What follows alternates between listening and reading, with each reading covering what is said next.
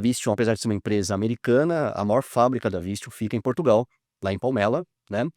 E aí foram alguns meses de namoro, de negociação e tal, e eu resolvi encarar esse desafio de novo. Era uma oportunidade que eu queria muito, né, que era morar fora do país, e Portugal é um país atrativo, né? Eu acho que tem uma facilidade de adaptação para os filhos, pelo fato da língua, a cultura muito semelhante, o clima, né, muito bom também, é parecido com o clima aqui no Brasil. Então, eu resolvi aceitar esse desafio, tá? E aí, em 2023, fiz as malas e fui para Portugal, tá? Eh, a única coisa que eu combinei com a minha esposa naquela época foi: "Vamos aproveitar ao máximo essa oportunidade", tá. E nós fizemos isso muito bem, tá. Então conhecemos mais de 10 países na Europa, né, e fomos todos, tá. Eu, minha esposa, meus filhos e meu cachorro também, né. Meu cachorro foi pra Espanha 4 vezes, né, então é bem viajado, né. Então realmente foi muito intenso. Eu fiquei lá 2 anos, né, e foi algo muito muito bacana. E a posição que eu tinha na época era de Head Global de Customs na Vistion. E eu tinha exatamente esse papel de CTO, tá. E essas questões geopolíticas é algo que eu precisava coordenar. A Vistion, para quem não conhece, tá, é a empresa global líder na fabricação de painéis de veículos, painéis, clusters, etcétera, tá. Então, por exemplo, os painéis da Volkswagen, BMW, várias, montadoras são fornecidos pela Vistion, tá, e a maior fábrica deles fica justamente lá em Portugal, onde eu trabalhei. Então era uma missão muito grande, né, porque eu tinha que controlar o mercado na Índia, na China, México, né, aquela complexidade ali da fronteira México-Estados Unidos, que tinha que ficar de olho. No Brasil, com fábrica em Manaus também, super complexo. Então eu fazia essa coordenação global ali da área de customs, e foi uma experiência muito bacana, né. Até que eu estava em um evento e eu conheci, né, o pessoal da Joom Pro, tá, que estava procurando realmente alguém para coordenar a logística da empresa, aqui no Brasil e na América Latina, tá. Também foram alguns meses de namoro ali e tal, né, chegamos a um acordo e eu resolvi encarar esse desafio. E uma das coisas que mais me chamaram a atenção é que depois de 2 anos em Portugal, surgiu aquela vontade de voltar ao Brasil, porque aquela experiência que eu queria, eu já estava vivendo, estava satisfeito, né, e então já estava realmente com essa vontade de retornar, né, ao Brasil. E aí tem uma frase, ô Rodrigo, que que é muito interessante, que foi dita por Tom Jobim, tá, que eu acho que retrata exatamente, o que eu passei, tá. Morar no exterior é bom, morar no exterior é bom, mas é uma merda. Morar no Brasil é uma merda, mas é bom. É, mas eu sei muito bem o que é isso. Eu morei 2 anos no México, trabalhando para o Grupo Electra. E aí, no começo, eu também tive a oportunidade, a minha chefe queria ir para os Estados Unidos e disse: "Ah, eu estou querendo namorar, eu quero ter uma vida pessoal, você não quer assumir uma pasta minha aqui que é viajar em toda LAN?" Aí eu: poxa, pra mim foi brilhou os olhos, que era tudo que eu sonhava, né, e eu peguei. Só que depois de 2 anos, cara, fazendo isso também, deu tipo um overqualifying nisso aí, um burnout de tanta viagem, tanto tinha semana que eu ia para 5 países, e eu tive vontade de voltar, incrivelmente foi isso, né. Hoje eu confesso que eu me arrependo, eu deveria ter ficado lá e eu estava a me casar, dentro daquela história que eu te contei, e aí eu já tinha, um apartamento no Recife e tal, e a minha mente me traiu, que eu quero voltar para o Brasil. Eu fiquei nessa, eu quero voltar para o Brasil, eu quero ir para o Brasil, eu quero ficar no Brasil, e voltei, né. Aham. Hoje eu gostaria de ter ficado lá, porque eu tinha um grande sonho também não realizado, que era morar nos Estados Unidos. Sim, sim, sim. Tinha muita vontade de ter essa experiência de morar nos Estados Unidos. Mas realmente essa frase faz todo sentido, Não é? tem hora que você tem vontade mesmo de vir É, para cá, né, exato, não é exato. fácil não. A gente sente falta, tá, e assim, essa readaptação, eu tô aqui há 1 mês e meio mais ou menos que eu voltei ao Brasil, né, tá sendo muito fácil, tá. A adaptação em Portugal é um pouco mais complexa, né, que de novo, apesar de ser a mesma língua, né, nas 2 primeiras semanas você não entende nada que o português fala, né. Eu me lembro que na primeira reunião da Vistion, eu falei assim: "Pessoal, vamos falar inglês, que eu não estou entendendo o português de Portugal", tá. Claro, depois de 6 meses vira algo natural, é a mesma língua, tá. E então essa adaptação ela é complexa também, ela não é fácil, tá, Uhum. em Portugal. Mas voltar ao Brasil, assim, super tranquilo, tá.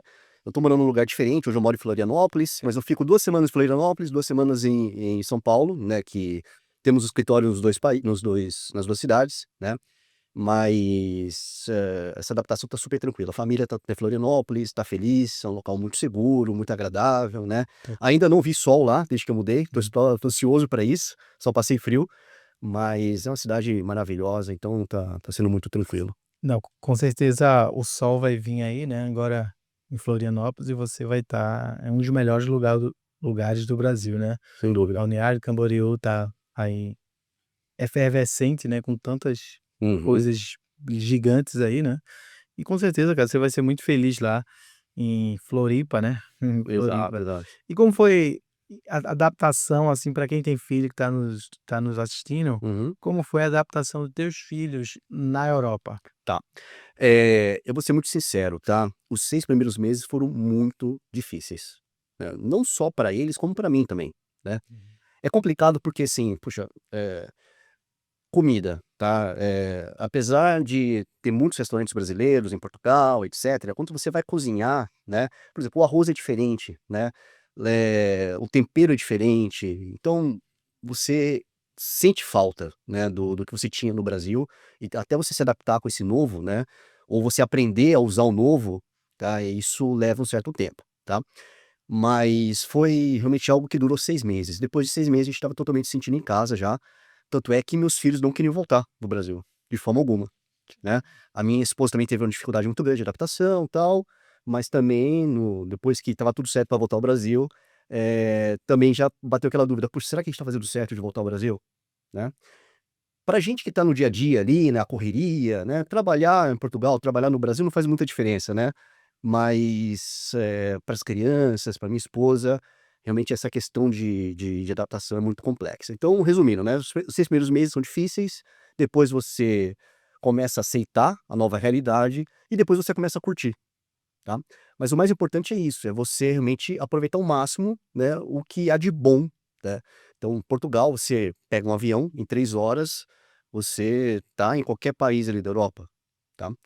Este ano a gente teve uma oportunidade fantástica, eu e meu filho. Eu nunca tinha viajado sozinho com meu filho de 8 anos, mas nós fomos assistir o Grande Prêmio de Fórmula 1 de Mônaco, tá. Então, assim, são as facilidades de você morar, né, na Europa, e tal. O fato de ter a mesma língua facilitou muito, então, assim, escola, eles se adaptaram muito bem, né. E é engraçado que meu filho entrou na metade do ano lá, por conta do calendário português, que o ano letivo começa em setembro e termina em junho. Então ele entrou na metade do ano, ele conseguiu aprovar para o ano seguinte, minha filha da mesma forma, né, então eles conseguiram adiantar 6 meses, e aí quando a gente voltou ao Brasil eles adiantaram mais 6 meses, então eles pularam 1 ano de escola, tá. Então, eles pra criança acho que é o mais fácil realmente, essa adaptação, né. O pessoal comenta muito também, Rodrigo, da questão de preconceito, do povo português com o brasileiro, tá. Eu não passei por qualquer situação de preconceito. Nem eu, nem minha esposa, nem meus filhos, mas eu sei que existe, tá. Então, são os portugueses mais tradicionais, que às vezes não aceitam realmente, né, essa invasão de brasileiros que temos lá em Portugal. Hoje tem mais de 1 milhão de brasileiros em Portugal, tá. E nitidamente a gente percebe isso, né. Um país que tem 10 milhões de habitantes, pelo menos 1 milhão é brasileiro, 10% é brasileiro, no mínimo. Né. É. Então, talvez os portugueses mais tradicionais aceitam, mas isso aqui são exceções. No geral, né, realmente, é um povo muito legal que abraça realmente o brasileiro, que é de Moçambique, Cabo Verde, de todos os países, né, e não vejo realmente essa questão de preconceito tão forte assim. E falando um pouco para quem está nos escutando de Europa, você agora virou um local na Europa, né.